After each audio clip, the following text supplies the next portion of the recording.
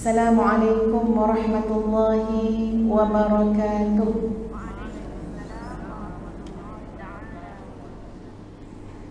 Allahumma lakal hamdu hatta tarda, wa lakal hamdu idza radita, wa lakal hamdu ba'da ridha. Wa usalli wa usallim ala nabiyyina wa habibina wa syafi'ina wa zukhrina Muhammad sallallahu alaihi wasallam wa ala alihi wa ashabihi ajma'in.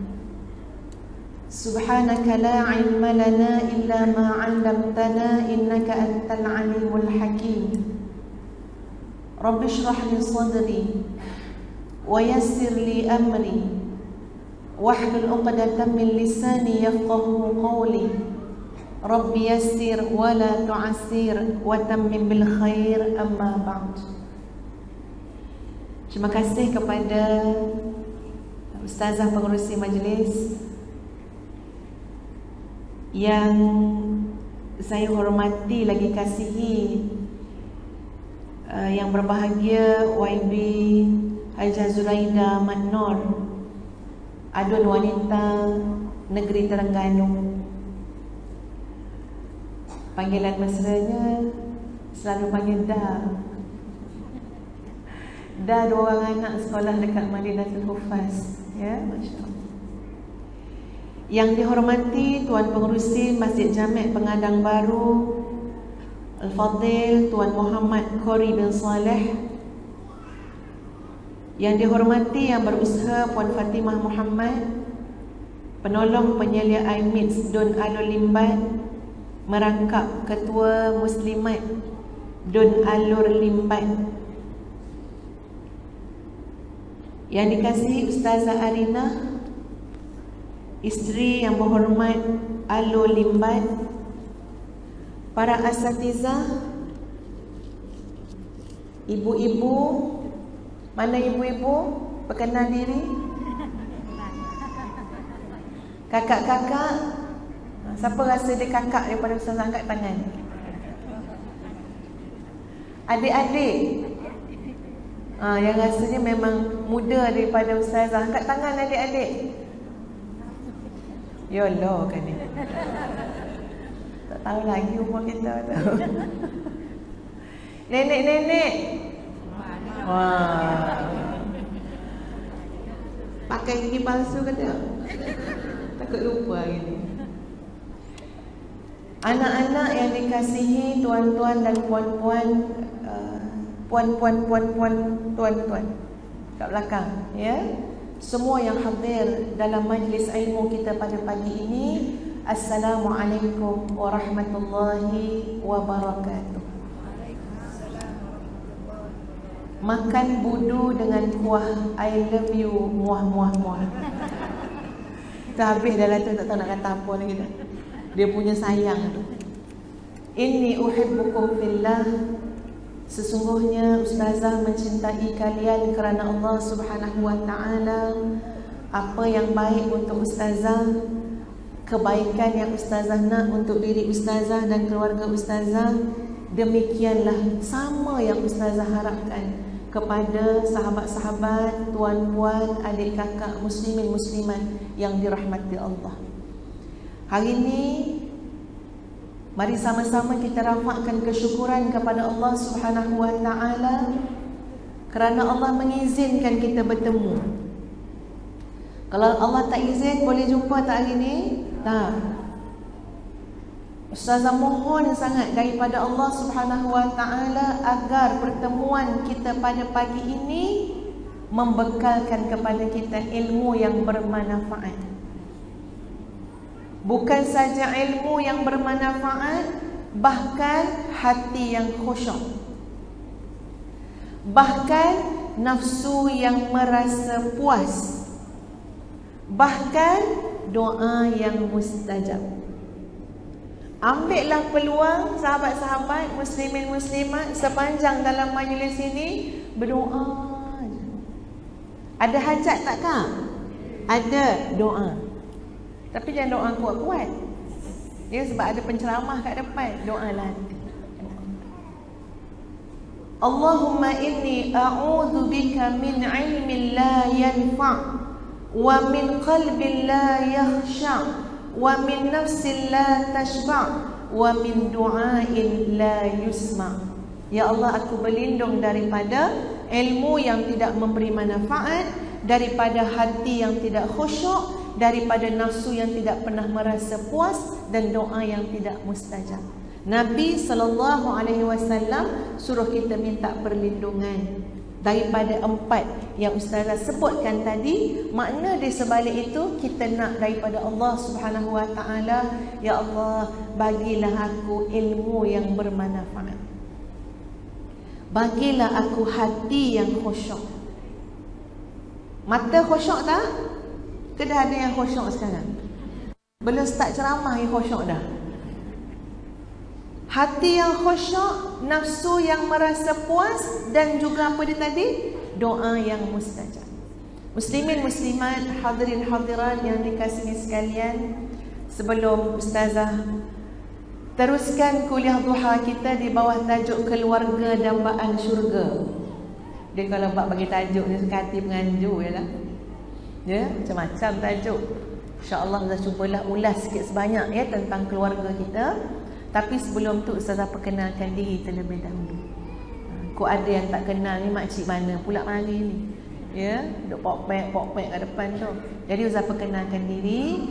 Nama diberi Nur Hafizah binti Musa, anak jati kelahiran Kampung Kuala Jempol, Bahau Negeri Sembilan. Bahau Negeri Sembilan. Anak kelima daripada 6 orang adik-beradik. Ayahnya guru agama, maknya guru agama. 6 adik-beradik, tak ada aliran lain kecuali aliran agama. Semua ustaz-ustazah semua, 6 orang. Telah berumah tangga dengan seorang jejaka dari Kota Baru, Kelantan. Kita boleh ni Cek Kelantan ni. Orang Terengganu faham tak Cek Kelantan? Kalau belah-belah besuk tu lagilah Cek Kelantan tau. Selama hampir 25 tahun dikurniakan 7 orang cahaya mata, 2 orang menantu, insya-Allah bakal menimang cucu. InsyaAllah, mohon doa ya, Allah lindungi, Allah permudahkan segala urusan. Dan Ustazah adalah bekas pensyarah kanan Fakulti Sains Sosial dan Kemanusiaan Universiti Teknologi Malaysia. Kenapa jadi mantan? Sebab telah bersara pilihan pada 2 hari bulan 5 tahun 2022. Boleh lagi lah nak bagi hadiah bersara ke apa, boleh kita terima. Dia tak ada masalah, baru je tak sampai setahun. Kan biasa orang bersara dapat hadiah kan. Ya, jadi boleh. Baru bersara, alhamdulillah ya, alhamdulillah. Walaupun sangat beratlah untuk meninggalkan UTM yang dah khidmat hampir 23 tahun. Tapi yalah ya, kita terpaksa buat pilihan juga. Dan Ustazah nak memberikan komitmen yang besar juga kepada dakwah ya, khususnya kepada para muslimah ya, pada dalam ruang lingkup kekeluargaan ataupun pendidikan. Tinggal di Gombak, tapi dah mula ikrab datang ke Terengganu. Takut nanti ganti Waibidah aja jadi adun wanita. Tak adalah dah seluruh. Ya, hari Rabu kemarin di Kijal. Kemudian balik ke Kuala Lumpur. Malam tadi datang balik ke Kuala Terengganu. Jadi kalau ada besan Terengganu senang sikit. Kalau ada besan lah ya, senang sikit. Jadi itu serba sedikit ya tuan-puan sekalian tentang Ustazah. Dan bila bercakap tentang keluarga, Masya Allah, subhanallah, itu memang itulah perhatian dalam hidup kita semua, keluarga. Ini semuanya ada keluarga ke tak ada? Ke dia anak buluh betung? Siapa yang saya sebatang kara? Angkat tangan. Saya nak buat jadi keluarga angkat. Tak mungkin, tak ada mak, tak ada ayah, tak ada adik. Ya, yang paling penting mak ayah lah, kan? Ya, tak mungkin tak ada mak, tak ada ayah. Kita bukan anak buluh betung. Kita mesti ada keluarga. Dan Masya Allah, Subhanallah, tuan-puan sekalian, keluarga ini boleh jadi al-jannatul ajilah, syurga yang Allah segerakan dalam hidup kita. Bukan syurga betul-betul, tapi Allah boleh bagi ala-ala syurga. Maksud dia apa dia? Ketenangan, kedamaian, kebahagiaan. Dengan apa? Dengan syurga yang Allah segerakan, iaitu keluarga. Ustazah ni tadi 2 pinggan nasi dagang atas tun. Kena minum air. Awal-awal YB dah kata, esok kita breakfast kau-kau kat masjid. Dia kata jangan kau-kau, kan tak ceramah kan. Ini dah lekat dah apa? Gulai ikan. Tapi memang sedap ni promosi ni. Nasi dagang atas tol. Alhamdulillah memang sedap, nasi dia lembut. Cuma itulah sebab makan 2 pinggan. Al-jannatul ajilah, syurga yang Allah segerakan. Bila hati kita tenang, tuan-puan, hati kita lapang, hati isteri kita tenang, hati suami kita tenang, hati anak-anak kita tenang, daripada keluarga itu, semua ahlinya boleh menyumbang kepada masyarakat. Betul tak dah? YB dah. Betul tak? Tuan-puan, esok mengalir hijrah kan? Ustazah boleh kait-kait sikit dengan hijrah ni. Hijrah Nabi SAW, pengajaran dia terlampau besar, terlampau besar. Bukan setakat kita tahu, oh Nabi hijrah daripada Mekah ke Madinah. Bukan setakat tu. Tapi ia adalah gambaran bahawa kalau sekadar nak solat semata-mata, kalau sekadar nak ibadah untuk diri sendiri semata-mata, kalau sekadar nak baca ayat Quran untuk diri sendiri semata-mata, boleh buat dah kat Mekah. Nampak tuan-puan? Boleh buatlah rumah masing-masing kat Mekah, solatlah. Orang luar tak tahu. Nak baca Quran dalam rumah masa kat Mekah, bacalah. Orang luar tak tahu. Nak qiyamul lail seorang-seorang masa dekat Mekah dalam rumah, ya silakan. Tapi Masya Allah, Subhanallah, peristiwa hijrah tu tuan-puan sekalian nak bagi satu pengajaran besar kepada kita. Apa dia? Jangan hanya fikir kepompong diri kita sahaja. Keluar hijrah ke Madinah untuk kamu menunjukkan, mempamerkan, bahkan menyeru semua orang kepada kesempurnaan Islam. Maknanya apa dia? Jangan seorang-seorang je seronok kat rumah beribadah. Jiran tetangga kamu macam mana? Masyarakat kamu macam mana? Siapa yang nak buat kerja semua ni, sahabat-sahabat sekalian? Anak kita lah, kalau kita ada anak. Suami kita lah, kalau kita ada suami. Siapa lagi? Cuba jawab, siapa lagi? Lepas pada anak kita, suami kita. Kita. Pandai orang Terengganu ni. Ini ceramah sekejap je ni sebab pandai-pandai sangat. Dia usah tanya tu dapat jawab. Kita. Tapi untuk suami kita bergerak keluar, anak kita bergerak keluar, kita nak memberikan manfaat kepada masyarakat. Mungkin sebagai ahli jawatankuasa masjid, mungkin sebagai urus setia macam-macam sekarang. Ya, kalau dekat Terengganu, air mix lah, don lah, apalah.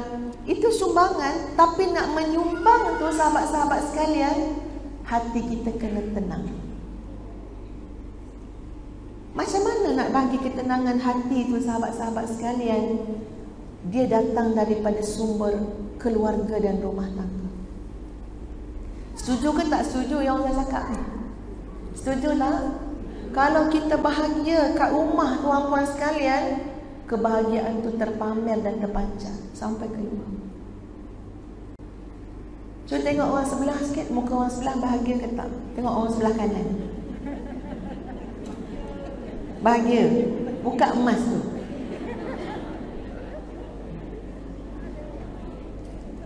Ada orang kalau ambil gambar tuan-puan, orang suruh senyum, tapi muka senyum dengan muka nak menangis sama. Sebab apa? Sebab tak biasa ketawa, tak biasa tersenyum betul-betul. Sebab mungkin makan hati, berulam jantung, ya, tengok suami sakit hati, tengok isteri sakit hati, tengok anak ingat suami sakit hati. Ada double triple kat situ. Susah. Sebab itu penting sangat sahabat-sahabat sekalian, keluarga kita itu kita islahkan, perbaiki. Pernah kau saya sebut kan, ada satu kisah seorang tokoh masyarakat namanya Mother Teresa. Kenal tuan-puan Mother Teresa? Siapa yang tak pernah dengar nama Mother Teresa? Angkat tangan. Mother mana pula ni ustazah? Pernah dengar Kak Orang mana? Orang mana? Orang Ajil? Kemaman? Besut? Orang India. Siapa cakap dah? Tak apalah, walaupun dia bukan Islam, tapi dia seorang tokoh masyarakat yang buat kajian juga tentang masyarakat. Cuba kita tengok pandangan dia. Datanglah orang wartawan, pengkaji, tuan-puan sekalian, nak tengok pandangan dia, nak dengar pandangan dia, dengan memberitahu kepada dia, tengoklah macam mana dunia hari ini. Masalah sosial, masalah remaja, masalah pada politiknya, masalah rasuahnya. Pengkaji tanya dia, sebut masalah-masalah yang berat-berat. Ya, masalah apa lagi? Masalah ekonomi. Lalu apa dia jawab? Kalau tanya ustazah, orang tanya macam tu, ustazah apa pandangan tentang masalah rasuah, masalah ekonomi? Ustazah rasa ustazah akan jawab cara, cakaplah pasal ekonomi, cakaplah pasal politik kan, cakaplah pasal pendidikan yang dia tanya tu. Tapi Mother Teresa menjawab, go home and love your family. Ya, ustazah masa dengar jawapan dia tu dalam tulisan yang kita baca, menung juga dengar. Hebat ni pandangan dia ni. Tak kiralah masalah apa pun, go home and love your family. Kamu cakap pasal rasuah, seorang ayah yang sayang anak dia takkan bawa balik duit rasuah. Betul tak? Seorang suami yang sayang pada isteri dia takkan bawa balik rezeki yang haram untuk disuap menjadi darah daging isteri dan anak-anak dia. Walaupun Mother Teresa taklah cakap macam ni. Ya, dia tak ulas soal rezeki halal haram. Tapi kita lah nak ambil apa yang dia sebut, go home and love your family. Balik jaga anak-anak kamu. Balik cintai ahli keluarga kamu. Kamu akan lihat dunia ini akan selamat. Betul. Betul tuan-puan. Berapa ramai orang yang tak ada integriti dalam masyarakat pada amanah yang diberikan. Kes apa? Isteri dia dekat rumah tidak memiliki nafsun tashba', tidak memiliki nafsu yang rasa cukup. Setuju tak? Asyik nak itu, nak ini tak ada, itu tak ada. Saya nak macam kawan saya nak macam jiran saya nak macam ni. Pelekehkan pemberian suami. Suami rasa tercabar. Ya tak ya, nak cepat kaya, hilang integriti. Nak cepat kaya, salah guna kuasa. Sebab apa tadi? No isteri di rumah. Pernah dengar cerita orang soleh yang isterinya memberikan nasihat bila suami dia nak keluar daripada rumah dengan mengatakan, kami adalah isteri dan anak-anakmu yang sabar menerima yang sedikit asalkan ia adalah halalan thayyibah. Dan kami adalah isteri dan anak-anakmu yang takut menerima harta yang haram walaupun dilimpahkan dengan banyak. Maka bersabarlah, teguhlah dalam mencari rezeki yang halal untuk dibawa pulang ke rumah. Bila suami balik, tak banyak, tapi dihargai. Kenapa? Alhamdulillah bang, halalan thayyibah. Bukan diperlekehkan. Tu nak bagi tahu sahabat-sahabat sekalian, kata-kata Mother Teresa tu besar makna dia. Go home and love your family. Kita akan lihat dunia ni berubah. Ya, bila kasih sayang dalam keluarga itu kita benar-benar jaga. Muslimin muslimat yang dikasihi sekalian, Ustazah sebenarnya bila sebut tentang al-jannatul ajilah, syurga yang disegerakan, iaitu keluarga kita, Ustazah ingin mengetengahkan poin yang pertama sahabat-sahabat semua adalah rahsia besar dalam keluarga yang bahagia ini adalah merujuk kepada ayat yang ke-15 surah Al-Ahqaf. Siapa ada bawa Quran sama-sama boleh buka surah Al-Ahqaf ayat yang ke-15. Dekat tengah-tengah dalam bentuk doa. A'udzubillahi minasyaitonirrajim. Rabbi awzi'ni an ashkura ni'mataka allati an'amta 'alayya wa 'ala walidayya an a'mala salihan tardah wa aslih li fi dhurriyyati inni tubtu ilaik wa inni minal muslimin. Ustaz nak test sikit warga Terengganu. Siapa yang selalu baca doa ni, angkat tangannya. Angkat tangan, tak apa, tak ada riak cikgu tanya.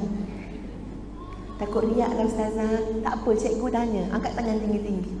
Siapa yang memang selalu amal doa ni, angkat tangan tinggi-tinggi. Balik semula Ustaz nak pandang semua ni. Angkat tangan tinggi-tinggi. Siapa yang selalu amal doa ni? Okay, Alhamdulillah Hajah kat belakang amal. Lagi-lagi Alhamdulillah ada 2 orang. Lagi 3. Mana lagi? Ada belakang ada lagi yang amal.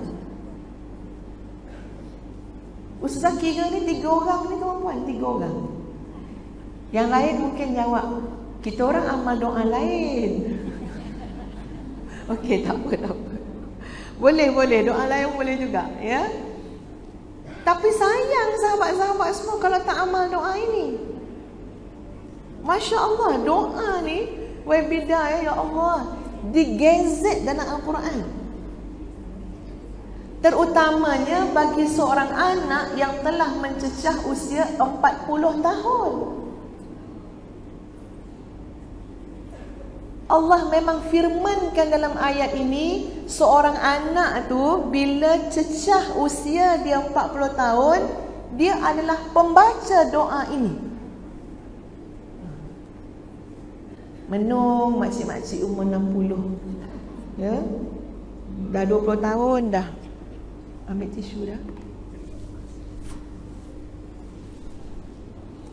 Ni memang masalah besar nasi dagang 2 pinggan ni.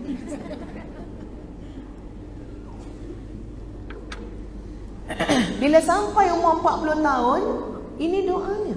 Makna kalau umur kita dah 60, 20 tahun kita terlepas baca doa. Cuba tengok surah Al-Ahqaf. Masya Allah. Apa maksud doa ni tuan-puan sekalian? Rabbi awzi'ni an ashkura ni'mataka allati an'amta 'alayya. Wahai Tuhan, berikanlah aku kemampuan, kekuatan untuk mensyukuri nikmat-nikmat yang telah Engkau kurniakan kepadaku. Kalau Allah tak bantu kita untuk bersyukur, tuan-puan sekalian, kita tak mampu nak buat. Tak mampu nak buat. Lupa. Ustaz pernah cerita, rasa tak tahulah ke mana ceramah mana. Ustazah naik kereta dengan seseorang, turun daripada flight tu. Jadi daripada airport nak balik ke KL tu naik kereta. Naik kereta sewa lah, kereta airport tu. Jadi bila Ustazah masuk dulu, kan driver tu nak masukkan beg lah apa semua dengan seorang lagi yang bersama dengan Ustazah. Ustazah masuk dalam kereta. Masya Allah, kereta dia bau wangi sangat. Wangi, dia punya pewangi kereta tu memang sedap. Kereta dia sejuk, aircon kan dah menunggu kita, sejuk, wangi. Okey, seronok lah masuk kereta wangi. Kemudian masuk yang seorang lagi yang bersama dengan Ustazah, buka pintu kereta, dia masuk, terus dia cakap, Alhamdulillah, Alhamdulillah, nikmatnya Allah bagi dapat kereta sewa bersih. Alhamdulillah, kereta sewa wangi. Ustazah kat belakang tu jadi menung. Kenapa aku tak fikir yang itu Kenapa aku fikir bila masuk kereta tu wangi, terfikir nak tanya kat driver, Encik beli kat mana pewangi ni? Ingat senang ke nak jadi fikiran kita, hati kita, semua benda nampak Allah Subhanahu Wa Taala. Pergi tengok orang bersalin, comelnya baby. Yelah, dah mak dia lawa, abah dia kacukkan. Ada orang tengok je, Alhamdulillah, Masya Allah, la quwwata illa billah. Terus ingat Allah Subhanahu Wa Taala. Itu yang nikmat, tuan-puan sekalian. Berapa ramai orang yang Allah pimpin dalam musibah pun bersyukur kepada Allah Subhanahu Wa Taala. Sebab tu doa tadi, apa bunyinya? Auzi'ni, ya Allah, bagi aku bahagian, kemampuan dapat mensyukuri nikmat-Mu. Nikmat yang mana? Nikmat yang Engkau bagi pada aku, nikmat yang Engkau beri kepada kedua ibu bapa. Tengok ya, mata orang yang melihat nikmat ni, dia bukan nampak nikmat pada diri dia saja, nikmat pada mak ayah dia pun dia nampak. Masya Allah, subhanallah. Doa itu doa yang menggambarkan rantaian sebuah keluarga, sahabat-sahabat semua. Sebab tu doa tadi sebut, Rabbi auzi'ni an ashkura ni'mataka allati an'amta alayya wa ala walidayya. Nikmat kau bagi ke aku dan nikmat yang kau berikan kepada mak bapak aku. Tengok pemikiran keluarga di situ. Habis tu kalau nak jadi bersyukur, nak apa dia? An a'mala salihan tardah, sehingga aku dapat beramal amalan yang engkau redai. Amalan apa Allah redha pada waktu subuh tadi? Biar kita ni terpilih untuk buat. Amalan apa yang Allah redha pada waktu sahur pagi tadi? Biar kita sekeluarga terpilih untuk melakukan. Amalan apa yang Allah redha pada waktu duha? Ya Allah, pilih aku sekali, ya Allah, dapat buat amalan yang engkau redai. Sambungan doa itu, wa aslih li fi dzurriyyati, dan perbaikilah urusan anak keturunanku. Tengok doa aku. Doa tentang syukur, tapi intipatinya adalah sebuah keluarga. Daripada mak bapak, datuk nenek, maknanya jalur yang ke atas sampai jalur ke bawah. Siapa jalur ke bawah? Wa aslih li fi dzurriyyati, perbaikilah aku pada urusan anak keturunanku. Ini doa surah Al-Ahqaf ayat 15. Inni tubtu ilaik, sesungguhnya aku bertaubat kepada engkau ya Allah. Wa inni minal muslimin, dan aku adalah daripada golongan orang yang menyerah diri kepada kamu, yaitu orang Islam. hafalkan doa ni tuan-puan sekalian. Boleh tak? Boleh tak berazam nak hafal doa ni? Kadang-kadang bila Allah bagi hati kita sejuk dengan anak-anak ni, ya Allah, tak tahu nak buat macam mana, sujud syukur. Rabbi auzi'ni an ashkura ni'mataka allati an'amta 'alayya. Membesarkan anak-anak dan membela keluarga ni bukan benda yang mudah, tuan-puan sekalian. Setuju tak? Kalau ada yang Allah mudahkan, maka bersyukurlah banyak-banyak. Bersyukur. Ada orang Allah mudahkan, mudah, tak ada apa dia cakap. Ya, baik anak daripada lahir sampai sekarang hafal Quran ustazah 30 juzuk. Makcik baca Quran tak pandai. Ada. Mak tak pandai baca Quran, anak hafal Quran 30 juzuk. Makcik tak pandai nak ajar anak baca Quran, semua makcik hantar kat ustaz-ustaz kampung pula. Tapi anak dengar kata, ya, Masya Allah, subhanallah. Kalau ada yang demikian, bersyukur banyak-banyak. Tapi ada orang, sahabat-sahabat sekalian, jerih dan lelah untuk menjaga keluarga. Sebelum Zahra cerita yang itu, saya teringat, ini hari apa? Hari Jumaat dah? Semalam, Masya Allah, Allah rezekikan ustazah bertemu dengan seorang muslimah yang ustazah memang melihat dia sebagai muslimah yang sangat dermawan. Dia orang tua dah, sangat dermawan tuan-puan sekalian. Sampai ustazah kata, tahfiz ustazah Madinatul Hufaz tu, sampai terdetik ustazah dengan suami pernah cakap, kita namakan satu kelas nama dia makcik tua. Sampai kami kata, bang, kita namakanlah dewan di mana-mana, letak nama dia lah. Daripada tanah tak ada bangunan, dia punya infak tuan-puan.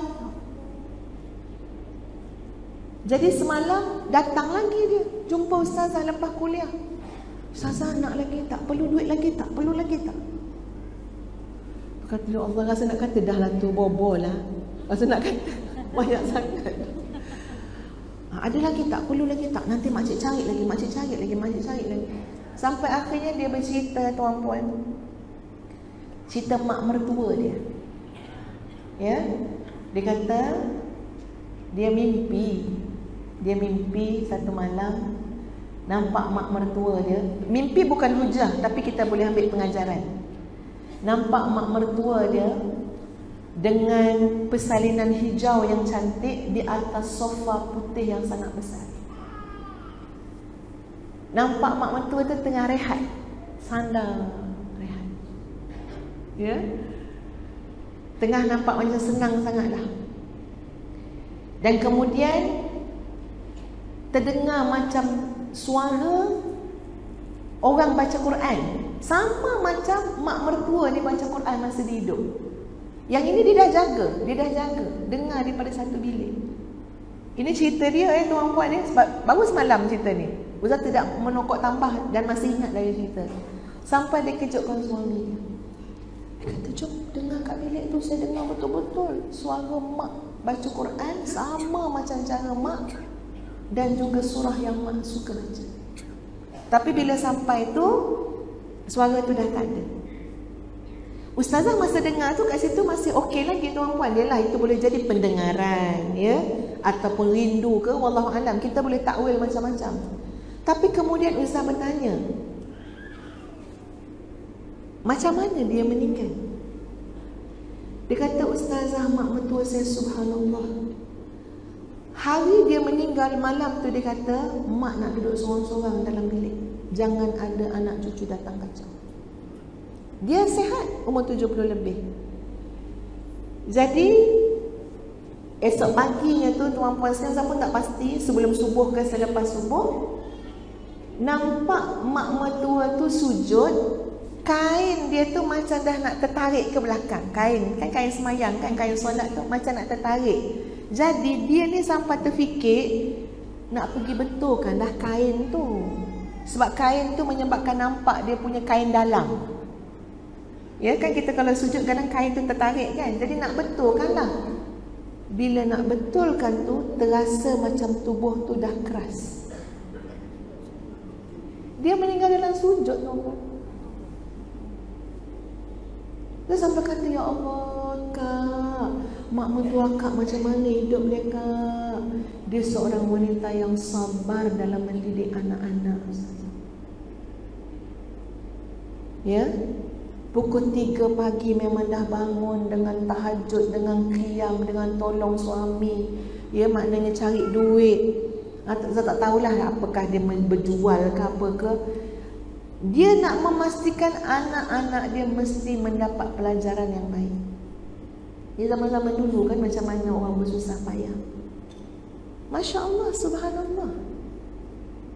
Depan ustazahnya juga adalah ibu-ibu yang berjuang untuk keluarga kita, untuk anak-anak kita. Yang saya nak cerita tadi, tuan-puan sekalian, ya, didik anak-anak ni ada cabaran dia. Kadang-kadang saya nak tanyakan, banyak tak air mata kita yang tumpah dalam membangunkan keluarga yang bahagia? Banyak tak air mata tumpah? Banyak. Mana lagi banyak? Masa kita bersalin ke masa kita besarkan anak? Cuba ingat balik, masa bersalin ada tak air mata keluar banyak-banyak? Tak, kita tak nangis tau. Kita menjerit. Kita menjerit tapi air mata tak keluar. Betul tak Wemida? Tak mana nangis, tak nangis, air mata tak ada. Kita cuma cakap sakit-sakit. Ui, ustazah lahir anak sulung, tuan-puan sekalian. 13 jam kalau tak silap dia punya sakit, anak sulung. Seorang-seorang, Hospital HUSM, Kubang Krian. Suami tak ada pun dekat Kelantan masa tu. Dia seorang-seorang. Usia 21 tahun, budak lagi.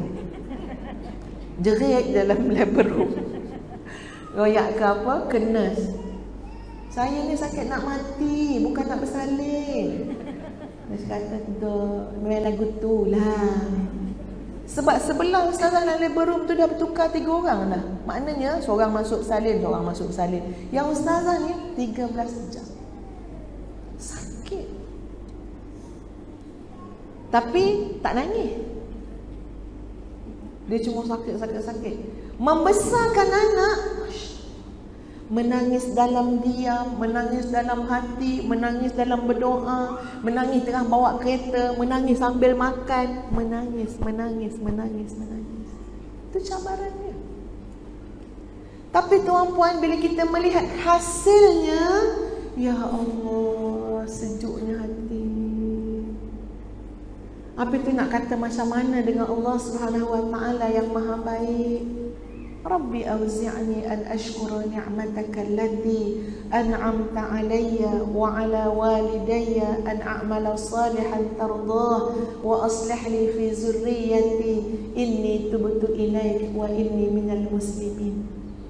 Ustaz tak kata anak ustazah terbaik, tuan-puan sekalian. Biasalah orang muda kan. Tapi ustazah bersyukur sangat kepada Allah Subhanahu wa taala. Sebab pada keadaan sekarang, tuan-puan sekalian, ustazah menerima nasihat daripada anak-anak. Anak nasihatkan. Dengar nasihat anak ni, ya Allah, tak tahu nak cakap macam mana indahnya. Contoh, seorang anak ustazah nasihat, Umi, sabar Umi. Allah pilih jalan setiap orang ke syurga tu berbeza-beza. Cuba Umi bayang zaman sahabat dulu, jalan syurga mereka kena tinggalkan anak isteri mereka pergi belayar jauh nak bawa Islam, belum tentu balik bertemu anak dan isteri. Jalan syurga mereka terpaksa melepaskan semua anak-anak pergi berjihad, tahu-tahu anak mati syahid. Jalan syurga mereka tinggalkan rumah, tinggalkan harta, kena berhijrah dengan suami, tak balik semula dah ke Mekah. Itu jalan syurga Allah pilih untuk mereka. Kita takkan tertanggung macam tu ni. Tapi Allah bagi kita jalan syurga kita kecil sikit je ujian. Sabar. Allah takkan sia-siakan. Masya Allah, bila kita dengar anak nasihat macam tu, sejuk tak hati kita tuan-puan? Allah sejuknya. Pandai pula budak ni. Habis tu nak cakap apa? Nak bersyukur macam mana? Rabbi auzi'ni an ashkura ni'mataka allati an'amta alayya. Tuan-puan, bawalah balik besarnya rahsia menjadi hamba Allah yang bersyukur ini dalam keluarga. Balik nanti kan, ya, okey, alhamdulillah, dapat balik tu pun syukur dah, alhamdulillah. Tengok suami ada dalam rumah, alhamdulillah. Ataupun suami kita balik rumah, alhamdulillah. Jangan tengok apa yang dia bawa dulu, dia balik tu pun alhamdulillah. Dan dia memang tak bawa balik apa-apa. Itu dah 30 tahun macam tu. Alhamdulillah. Paling tak dia balik. Hari kita tunggu dia tak balik, cuba rasa. Nikmat tuan-puan sekalian. Balik tu alhamdulillah. Anak kita balik cuti daripada asrama, alhamdulillah. Dia nak balik semula ke sekolah, alhamdulillah. Aku ada anak penuntut ilmu, alhamdulillah. Alhamdulillah. Alhamdulillah. Alhamdulillah.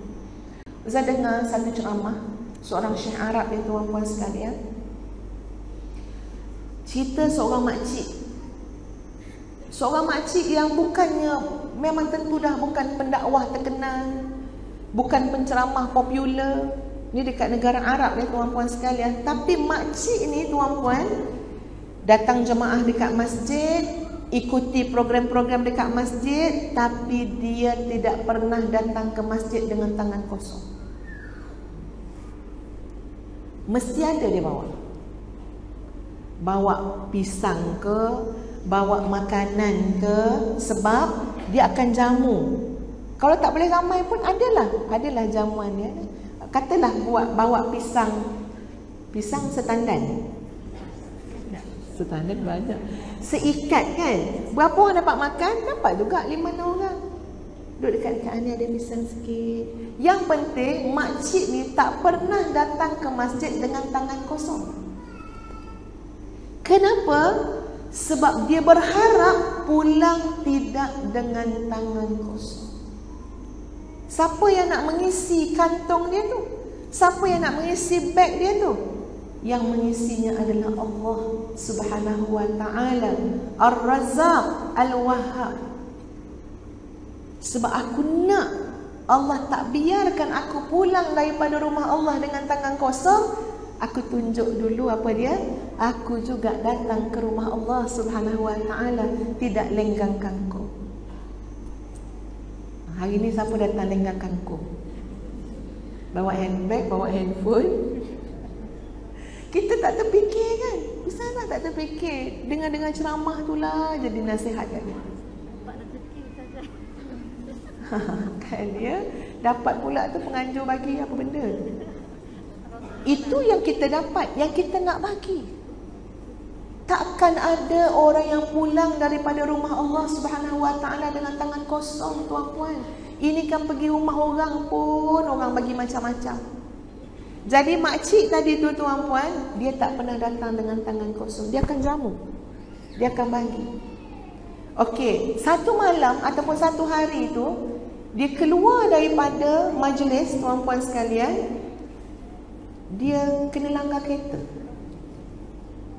Waliyazubillah lah untuk kita semua ya. Tapi ni cerita makcik tu, dia kena langgar kereta.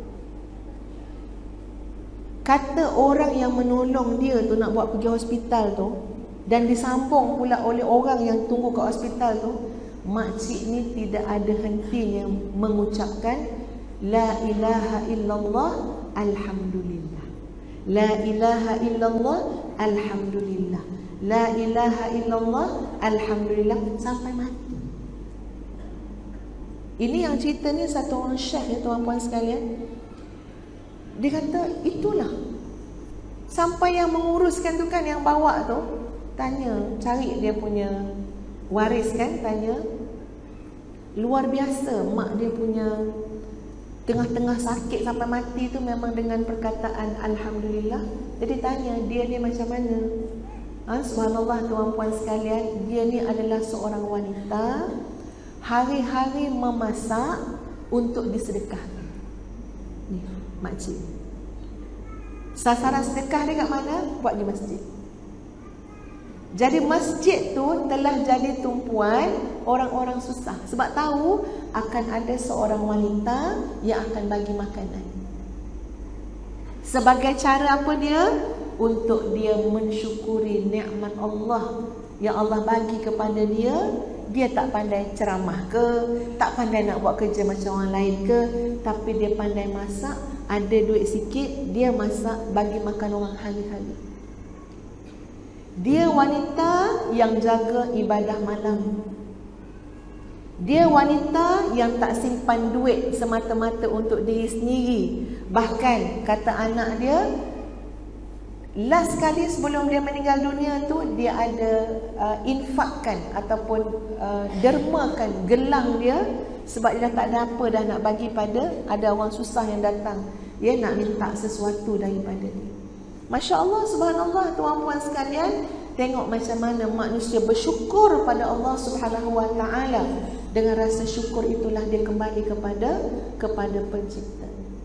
Balik, ambil betul-betul muslimin muslimat sekalian, jiwa kita mesti jiwa yang bersyukur dengan Allah Subhanahu Wa Taala atas sekalian nikmat yang Allah berikan kepada kita. Nak bersyukur ni tuan-puan, jangan bandingkan diri kita dengan orang yang lebih dalam perihal dunia. Dalam perihal akhirat, pandang orang lebih-lebih, orang yang lebih tinggi. Tapi dunia, tengok orang susah. Kita akan dapat bersyukur kepada Allah Subhanahu Wa Taala. Syukuri suami kita. Alhamdulillah bang, alhamdulillah, alhamdulillah. Anak-anak kita. Kalau inilah aura yang kita bawa balik ke rumah kita tuan-puan sekalian, iaitu rasa syukur kepada Allah Subhanahu Wa Taala, tuan-puan akan lihat keluarga kita mulai berubah. Anak-anak nak makan kan? Bukan benda kecil ya, melihat anak lepas makan berdoa mengucapkan Alhamdulillahillazi at'amana wa saqana wa ja'alana muslimin. Bukan benda kecil. Tuan-puan tengok pada setiap tindakan seorang muslim, Allah ajar bersyukur. Keluar tandas, apa doa dia? Alhamdulillahillazi azhaba 'anil adha. Alhamdulillah. Bangun tidur, apa doa dia? Alhamdulillahillazi ahyana ba'da ma amatana. Tidak sah pertemuan kita dengan Allah Subhanahu Wa Taala yang namanya salat kecuali mesti ada lafaz Alhamdulillahirabbil alamin. Tak sah sebab tak baca Fatihah kan? Tak sah. Tak lengkap, tak sempurna, tak diterima pertemuan kita yang nama salat kecuali kita mengungkapkan Alhamdulillahirabbil alamin. Punya dahsyatnya syukur. Puji-puji Allah, puji-pujian kepada Allah. Dah syukur dah, rokok pula. Subhana rabbiyal azim wa bihamdihi. Sami'allahu liman hamidah. Allah Maha mendengar orang yang memujinya. Maknanya sahabat-sahabat sekalian, ini dari sudut tazkiyatun nafsi juga ya. Kita bawalah hati yang sentiasa memuji Allah di mana-mana, insya-Allah semua akan selamat, beres. Allah dengar hati yang sedang memuji. Di rumah, di masjid, apa je yang dia buat, dia memuji Allah Subhanahu Wa Taala. Sami Allahu liman hamidah. Rabbana wa lakal hamd. Tak habis-habis. Memuji, memuji, memuji, syukur, syukur, syukur. Hidup jiwa kita. Nak bagi semangat tinggi, nak bagi jiwa hidup, jiwa anak hidup, jiwa isteri hidup, jiwa suami hidup. Syukur, syukur, syukur. Syukur ni tuan-puan maksud dia apa? Kita sedar nikmat itu datang daripada Allah. Yang kedua, kita memuji pemberi nikmat. Ketiga, kita menggunakan nikmat itu di jalan yang diredai oleh pemberinya, iaitu Allah Subhanahu Wa Taala. Itu syukur. 3 benda. 1, sedar nikmat itu daripada Allah. Sehat, siapa yang bagi sehat? Allah. Sekelip mata Allah boleh tarik kesihatan kita. Sekelip mata. Ya Allah. Sahabat ustazah pergi satu negara, tak tahulah salah makan ke, makan apa tak tahulah. Tapi balik kena jadi sakit. Sakit, tengok-tengok ada apa? Kuman dalam darah. Meninggal tuan-puan sekalian. 3 minggu dekat ICU meninggal. Elok-elok elok, sihat. Umur baru 40 lebih. Mudah sangat bagi Allah Subhanahu Wa Taala nak tarik apa yang Allah dah bagi kat kita. Mudah sangat. Sebab tu semua nikmat yang kita ada daripada Allah, daripada Allah. Tengok cermin, nampak apa? Nampak muka kita ke muka orang? Dia punya dengki tu sampai tengok cermin pun nampak muka orang. Ya? Nampak muka sendiri. Apa yang kita rasa? Alhamdulillah, nikmat daripada Allah. Ya Allah, seperti mana Engkau cantikkan rupa parasku, perindahkan akhlakku ya Allah. Itu doa-doa kita. Kemudian puji pemberi nikmat dan gunakan nikmat yang Allah berikan itu di jalan Allah. Kita tengok Ibu Anas bin Malik, tuan-puan sekalian, bagaimana beliau menggunakan nikmat anak di jalan Allah Subhanahu Wa Taala. Nabi mendengar tapak kaki Ibu Anas bin Malik dalam syurga. Ini bukan reka-reka ni, real.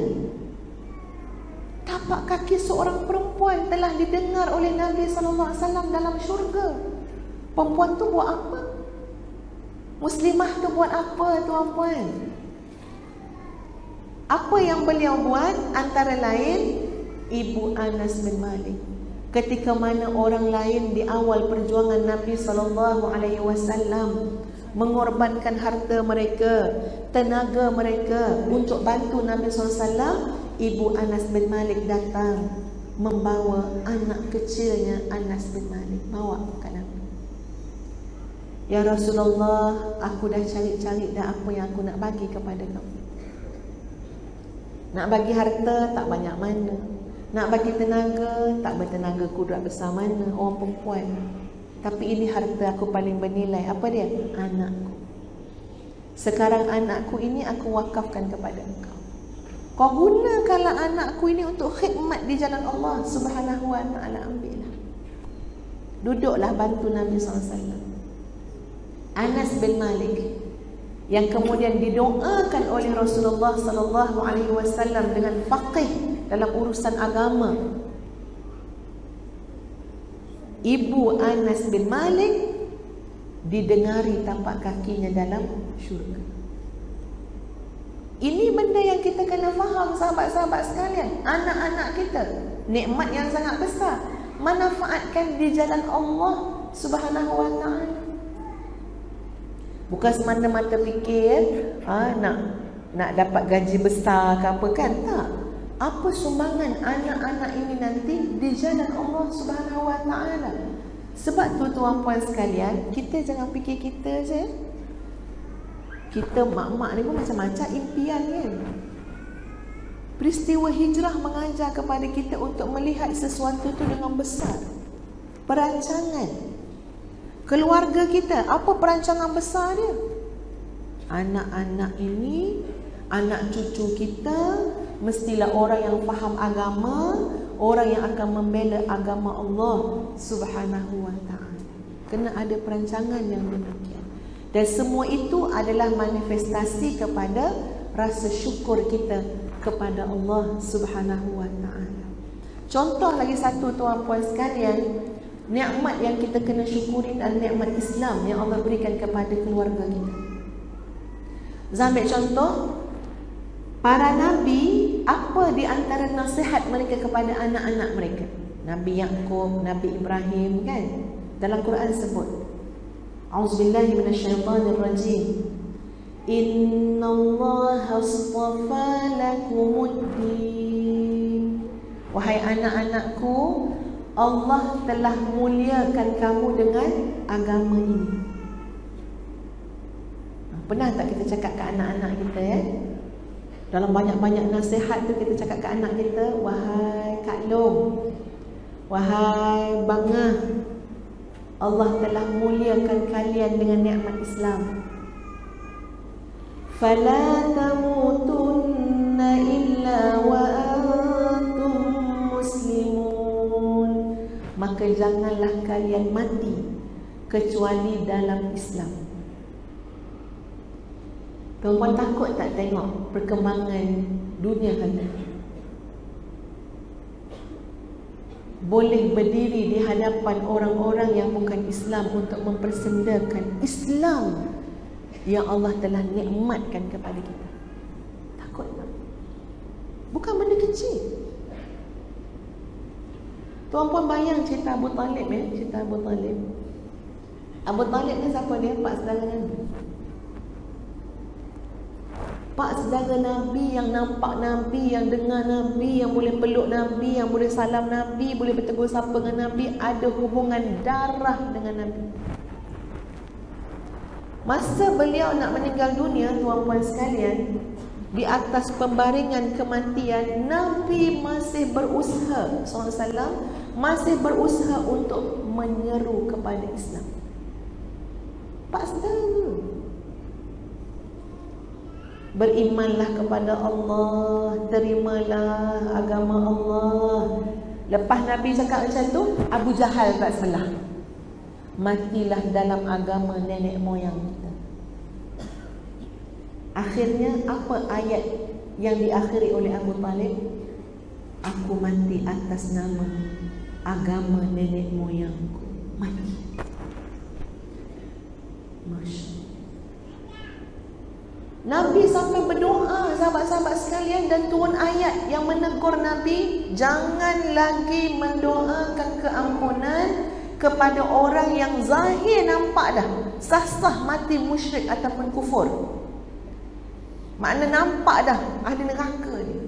Itu ayat Quran sebut, yang orang zaman pandai cakap ahli neraka itu. Jangan doa lagi. Bahkan kemudian turun ayat Quran, innaka la tahdi man ahbabta walakinna Allah yahdi man yasha. Wahai Muhammad, kamu tidak dapat memberi hidayah kepada orang-orang yang kamu sayang. Sesayang apa? Mau tak sayang pak saudara? Bapak saudara yang berusaha melindungi anak saudara. Kamu tak dapat bagi hidayah pada orang yang kamu sayang, tetapi Allah lah yang memberi hidayah kepada siapa yang Allah kehendaki. Kamu pun terasa tak betapa mahalnya Islam? Abu Talib tak dapat. Abu Talib diberikan azab yang paling ringan, api neraka tu kat buka langit. Saudara bapa saudara Nabi tak dapat. Yang duduk dengan Nabi SAW, tiba-tiba kita dapat. Tanpa susah payah. Tahu-tahu mak ayah kita, atuk nenek kita adalah seorang Muslim dan mukmin. Lahir-lahir disambut Allahu Akbar, Allahu Akbar. Masya Allah. Tak ada. Asyhadu an la ilaha illallah. Terus diajar kalimah syahadah, kalimah tauhid. Ustazah masa baca sirah tuan-puan, kisah Abu Talib tu, tak tahu nak cakap macam mana. Ya Allah, patutlah Nabi-Nabi terdahulu pesan pada anak-anak, innallaha astafa lakumuddin. Allah dah pilih kamu, muliakan kamu dengan nikmat agama. Fala tamutunna illa wa antum muslimun. Kamu jangan sekali-kali mati kecuali mesti tantang Islam, mati dalam Islam. Tapi yang tadi mendebarkan, membimbangkan. Ada anak-anak, ada orang muda, orang tua, ya, boleh berdiri di hadapan orang-orang yang bukan Islam, pakai pakaian asalnya menutup aurat. Kemudian apa tujuan pergi buka satu persatu dalam majlis yang sama di hadapan orang yang sama? Apa tujuan menyebut saya hafaz Quran 15 juzuk?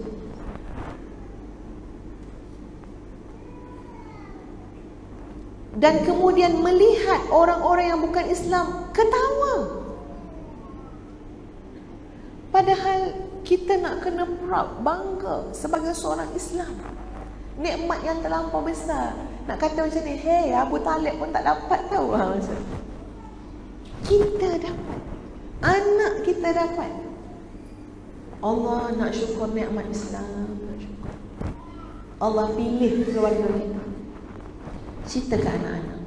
Lepas pada tu dah banyak pula, ada pula laki-laki yang menghina Nabi SAW. Dah mula. Dia benda-benda macam ni, dia cepat merebak. Lepas tu kita tengok pula pandangan orang yang menyokong pun ada. Hak asasi. Lain macam ni. Hak asasi. Yang cakap hak asasi tu siapa dia yang membela? Mak Islam. Hak dia lah. Nak buat apa pun, nak cakap. Tuan-puan, ini bukan soal hak macam tu. Ini akidah, tauhid. Nikmat yang Allah muliakan kita dengan nikmat Islam. Jadi nak beritahunya tuan-puan sekalian, syukur ni benda yang besar. Jangan pandang harta benda je. Nikmat iman, nikmat Islam, nikmat amal soleh, ya, semua ni kita kena ambil, bawa masuk dalam keluarga kita. Yang kedua, tuan-puan sekalian, dalam keluarga sangat penting menentukan tujuan dan panduan. Ni dua an ni. Tujuan, panduan. Kena tahu tujuan keluarga tu apa dia. Untuk mencari keredaan Allah Subhanahu wa ta'ala.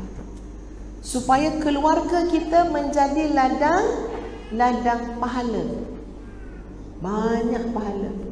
Orang nampak tu macam rumah, rupa-rupanya gedung perbendaharaan pahala. Kena pandang rumah kita macam tu. Balik kan tengok rumah, Masya Allah. Ni Ustazah cakap ni gudang pahala. Pahala sabar, pahala redha, pahala jihad. Banyak tu pahala dalam rumah tu. Tak ada universiti yang ajar macam mana universiti rumah. Betul tak tuan-puan? Kita belajar sabar di universiti, tapi kita bersabar kat mana? Kat rumah. Kita mungkin belajar redha dekat mana-mana institusi, tapi kita nak redha kat mana? Kat rumah. Kita belajar cara mengawal kemarahan dekat kursus, dekat seminar, tapi nak kawal kemarahan kat mana? Kat rumah. Bukan kat dalam kursus tu. Sebab tu dalam kursus, dalam kuliah-kuliah semua nampak ayu, macam orang tidak ada sifat marah. Saya tengok orang sebelah sekarang, tak sangka ni marah ni. Orang tanya Ustazah, macam mana ya Ustazah marah kat rumah? Cuba suami Ustazah dengar ayat tu. Boleh tanya soalan macam tu. Saya tak boleh bayang Ustazah marah sampai kat rumah. Saya pernah naik teksi tuan-puan. Masa tu muda lagi lah, 30-an ke umur. Naik teksi daripada UTM ke rumah kat Gombak. Kereta tak tahulah, tak ingat dah rosak ke apa ke, tapi naik teksi. Duduk belakang. Driver teksi tu tiba-tiba kata macam ni, Cik dah kahwin ke? Dah. Lepas tu dia kata, Cik puan ni mesti suami tak pernah marah kan? Dia kata pasal pula lah dia ni. Dia diam je lah kan. Dia kata, kalau isteri saya macam ni, saya takkan pernah marah sampai mati. Dia cakap. Ini orang ni macam tengok-tengok macam tu je, macam-macam dia tanggapan dia kan. Dia kata pelik lah dia ni, apa hal pula. Orang kadang-kadang macam tu lah. Dia kata apa? Macam mana ya, saya tak boleh bayang Ustaz marah. Masya Allah. Memanglah. Takkan nak marah dalam masjid ni. Sama macam, tengok orang depan belakang tuan-puan. Saya tengok. Nampak tak muka marah? Ada senyum. Tak terbayang kita dia marah macam mana. Kata ya Allah, tak boleh bayang macam mana YB Zuraidah marah. Tak terbayang. Tapi kita pemarah tak? Kita pernah marah tak? Marah. Oh, sekali dia wacah habis. Tak nampak dah nama ustazah ke apa benda. Supaya dah macam parlimen perang. Kita belajar mengawal kemarahan di sini, tapi di mana kita mengawal kemarahan? Di rumah. Ya Allah, dahsyatnya rumah kita ni. Lupuk pahala. Institusi dah, universiti, letaklah nama apa? Rumah. Belajar cara didik anak kat mana? Mungkin kat masjid ni belajar. Nak didik dia kat mana? Kat rumah. Takkan tu, saya dah macam saya nak didik anak sekarang kat dalam masjid ni. Takkan kat sini nak mendidik, baliklah rumah. Dahsyat rumah kita ni tuan-tuan sekalian. Ya, sebab itu sahabat-sahabat sekalian, keluarga kita ini mesti ada tujuan dan panduan. Mesti ada panduan. Jangan tujuan je. Oh, saya nak cari redha Allah, saya nak begitu, saya nak begini. Panduannya mana? Nak ikut siapa? Ikut kepala otak saya. Tak boleh, ya. Panduannya mesti kembali kepada sumber dalam Islam, Al-Quran dan sunnah Rasulullah sallallahu alaihi wasallam. Itu yang Nabi sebut khairukum li ahli wa ana khairukum li ahli.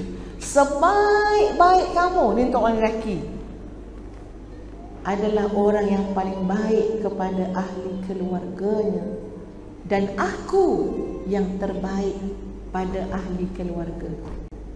Tuan-puan, Ustazah, cubalah merenung betul-betul, memahami, cuba nak kaji apa maksud di sebalik, apa yang hebat sangat seorang laki-laki tu sampai indikator yang terbaik tu tengok dia di rumah. Kenapa agak-agak tuan-puan? Sebab di rumah seorang laki-laki tu kena kawal, kena santuni isteri. Isteri ni perempuan, tak sama dengan dia lelaki. Kena santuni anak-anak, boleh jadi anak lelaki, boleh jadi anak perempuan. Dia level ayah, dia level suami, yang ni level anak. Tak sama dengan level ayah. Tapi dia kena belajar santuni. Maknanya apa? Laki-laki terbaik pada keluarga ni tuan-puan sekalian, dia sangat halus, teliti, rapi. Kalau ikut selera dia je, aku bapa, aku ayah, kau semua kena ikut. Tak jadi. Tak jadi khairukum li ahli. Betul tak tuan-puan? Walaupun dia seorang ayah, seorang suami yang kita kata gagah, kuat, perkasa, menyantuni isteri bukan perlu kekuatan fizikal tuan-puan, tapi kekuatan apa? Kesabaran. Kekuatan telinga untuk dengar orang membebel. Bukan kekuatan fizikal. Kekuatan memahami, kekuatan memaafkan, kekuatan jiwa. Allah tawarkan, Nabi sebut, kamu ada 2 orang anak perempuan atau 3 orang anak perempuan, kamu layan anak perempuan kamu ni dengan baik, kamu wajib masuk syurga. Perempuan ingat senang nak jaga anak perempuan. Sebut dia anak perempuan, kamu bukan jaga fizikal dia semata-mata, tapi emosi, mood dia. Ini ayah-ayah yang memang terbaik, dia tahulah. InsyaAllah. Siapa panduannya? Rasulullah sallallahu alaihi wasallam. Nabi boleh bermain dengan Sayyidatuna Aisyah radhiyallahu anha. Boleh main game bersama. Nabi boleh tunggu untuk Sayyidatuna Aisyah radhiyallahu anha buat sesuatu yang beliau gemari. Nak tengok orang apa ni, ada macam perlawanan ke macam tu lah, pertunjukan. Nabi tak minat pun nak tengok, tapi sebab isteri minat, Nabi tunggu. Bahkan bila tak nampak, Nabi sanggup dia jadikan, makna boleh angkat biar boleh nampak pertunjukan tu. Tak timbul, maknanya jatuhlah nilai kenabian aku. Tak pernah kita dengar ayat seumpama ini dalam kehidupan Nabi sallallahu alaihi wasallam. Jatuh ke nilai kenabian kalau terpaksa jahit pakaian sendiri? Jatuh ke ketinggian sebagai seorang nabi, ini bukan suami, nabi, kalau terpaksa Suami tu jahit kasut sendiri. Isteri ada tak? Isteri ada, bukan seorang. Bukan seorang tu. Ya, makna kata yang ni boleh jahit. Akhirnya Nabi jahit sendiri. Masya Allah, subhanallah. Jiwa Nabi SAW. Ya, macam mana? Makna kita belajar panduan daripada mana? Daripada Rasulullah Sallallahu Alaihi Wasallam. Ada tujuan, ada panduan. Yang ketiga, sahabat-sahabat, tuan-puan, ibu ayah sekalian, tolong kenal pasti dan jaga suasana dalam rumah kita. Suasana. Balik lagi tengok suasana tu. Setiap tempat ni dia ada suasana. Macam sekarang, seronok tak duduk dalam masjid ni? Ada suasana tak? Ada suasana.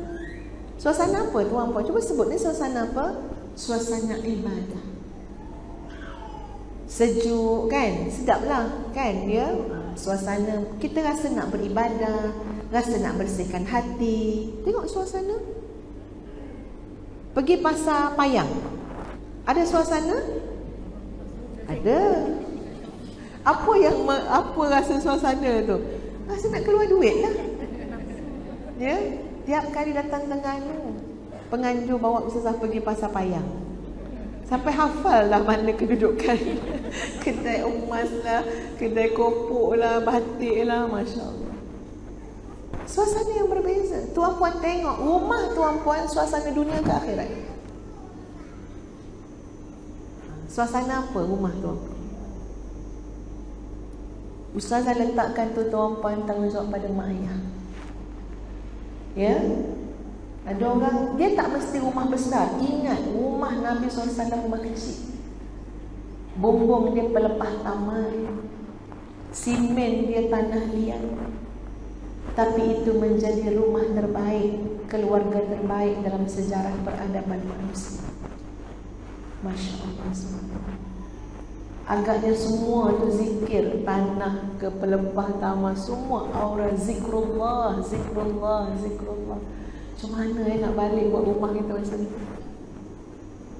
Seorang soleh mengatakan kepada anaknya bila dia nak musafir, dia nasihat anak dia, kau jangan buat maksiat dalam bilikku ini, sebab aku dalam bilik ini khatam Quran 16 kali. Ya, berapa bulan tak adalah 16 kali setahun ke. Maknanya kau jangan buat macam tu. Abah ni jaga bilik abah ni khatam Quran berkali-kali setiap tahun. Itu aura yang wujud suasana dalam rumah tangga. Ada temperature dia, ada suhu dia. So macam sekarang, tengok suhu masjid ni berapa? Mungkin 18, mungkin 19. Rumah kita suhu dia berapa? Ada orang suhu rumah dia 30. Ada yang macam suhu dekat negara Arab tu 43. Lepas tu sibuk ngata rumah dia ada jin. Yang sebenar-benar kita tengok dulu kita sebagai mak dan ayah. Tuan-puan, buatlah benda-benda yang dapat kita bincangkan ya pada pagi ini. Balik rumah, kitalah yang bertanggungjawab untuk jaga keluarga kita. Ya, carilah panduan yang telah disebutkan. Benalah tujuan yang benar di sisi Allah Subhanahu Wa Taala. Terus berjuang untuk jaga anak-anak keluarga kita. Kebahagiaan keluarga ni sangat penting, sebab itu menjadi kunci yang menggerakkan kita untuk khidmat dan memberi manfaat kepada ummah yang lebih besar, insya-Allah. Ustazah terpaksa berhenti setakat ini ya kerana nak ikut Wahida ke Ajil. Ya, selepas ini insya-Allah kalau ada yang nak ikut kan, tapi naik kereta sendirilah ya, kami tak sediakan bas. Ke Ajil insya-Allah ada karnival dekat sana. Ustazah mengucapkan jutaan terima kasih ya kepada sahabat-sahabat yang dikasihi sekalian, khususnya kepada pihak Masjid Jami' Pengadang Baru. Ustazah nak akhiri dengan berkongsi dua doa. Doa yang memberi pengaruh yang besar. Ini pengalaman lah ya. Banyak je kan doa-doa saya share, tapi ni antara doa yang besar lah. Kita terasa sangat kesan doa tu. Yang pertama adalah doa yang ringkas yang diajar oleh Nabi SAW. Allahumma la ya'ti bil hasanati illa anta wa la yadfa'us sayyiati illa anta wa la hawla wa la quwwata illa bika. Ini bila-bila je boleh doa. Bila duduk pun suka nak doa. Ya, saya ulang balik semula. Allahumma la ya'ti bil hasanati illa anta wa la yadfa'u sayyiati illa anta la hawla wa la quwwata illa bika. Ya Allah, tidak ada yang mendatangkan kebaikan kecuali Engkau. Tidak ada yang boleh menolak keburukan kecuali Engkau. Tidak ada daya dan tidak ada kekuatan kecuali dengan Engkau. Ini kalau kita tengok dalam dalam kitab kan, ini doa yang Nabi ajar untuk diperbanyakkan oleh para muslimah. Allahumma la ya'ti bil hasanati illa anta wa la yadfa'u sayyiati illa anta la haula wa la quwwata illa bika. Satu. Doa kedua, tuan-puan, doa ni terasa kesan dia bila kita baca tu untuk bersih hati. Hati manusia ni sangat digilai oleh syaitan. Digilai, diintai. Mana ruang tu nak bagi masuk dengki, nak masukkan dengki. Mana ruang nak bagi masuk dendam, nak masuk dendam.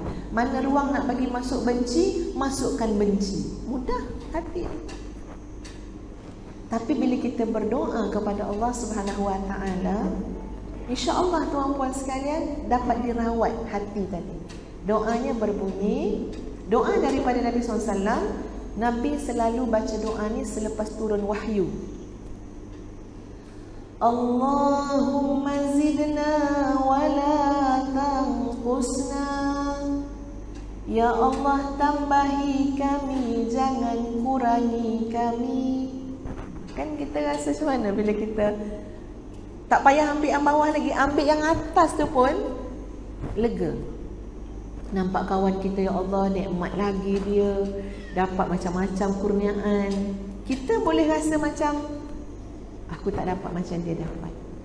Ataupun kita dikurniakan nikmat oleh Allah tapi kita takut lupa daratan, kita baca Allahumma zidna wa la tanqusna. Atau orang puji kita tapi boleh jadi ain. Entah dia sakit hati ke, entah dia niat tak baik ke apa, kita tak tahu kan. Kita tak nak sampai menjadi penyakit kepada kita. Kita baca Allahumma zidna wa la tanqusna wa akrimna wa la tuhinna wa'tina wa la tahrimna wa athirna wa la tu'thir alaina wardina warda 'anna. Boleh hafal tak? Panjang ke pendek? Pendek. Pendek ya. Allahumma zidna wa la tanqusna. Ya Allah, tambahi kami, jangan kurang-kurangkan. Wa akrimna wa la tuhinna. Muliakanlah kami, jangan dihinakan. Wa'tina wa la tahrimna. Teruslah memberi kepada kami, jangan dihalang. Ya. Kemudian wa athirna wa la tu'thir alaina. Dahulukanlah kami, jangan kami ketinggalan. Wardina wardi 'anna. Redhakanlah kami dan engkau redhalah kepada kami.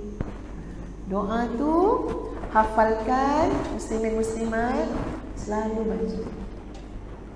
Ya, duduk-duduk Allahumma zidna wa la tanqusna. Tambah lagi ya Allah, tambah lagi, jangan kurangkan. Wa akrimna wa la tuhinna. Muliakan, jangan hinakan. Orang mengutuk kita, apa kita nak kata? Allahumma zidna wa la tanqusna. Tambahi nikmat pada aku, muliakan aku, jangan hinakan aku. Biarlah orang nak mengutuk pun.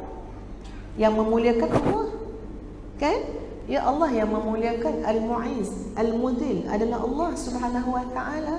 Jadi doa ni tuan-puan sekalian, Ustazah jadikan hadiah, titipan daripada Ustazah, buah tangan. Kan kita takkan balik dengan tangan kosong, kan? Jadi Ustazah bagi buah tangan ini, ya, doa daripada baginda Rasulullah sallallahu alaihi wasallam. Yakinlah tuan-puan, hidup kita selamanya akan bersinar, insya-Allah. Semakin baik, semakin bersinar, semakin indah. Ya, teruslah bergantung hidup dengan Allah Subhanahu wa taala. Aqulu qawli hadza astaghfirullahal azim li wa lakum. Assalamu alaikum warahmatullahi wabarakatuh.